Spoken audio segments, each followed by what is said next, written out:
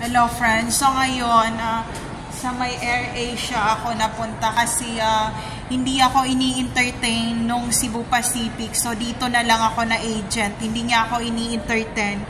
But sa Cebu Pacific, ang kanilang pamasahe doon ay 7,000. Dito sa AirAsia 4,000 pesos. So, mas mura dito sa AirAsia. And kung naka-flight na kami ng AirAsia before, oo, sa Cebu, AirAsia online ang aming flight.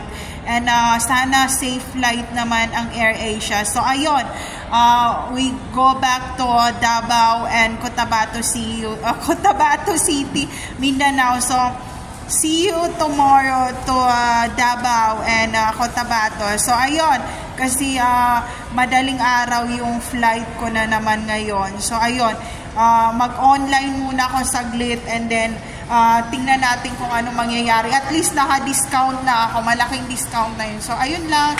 There's no safe place to all targeted individual out there. Take care always, everyone.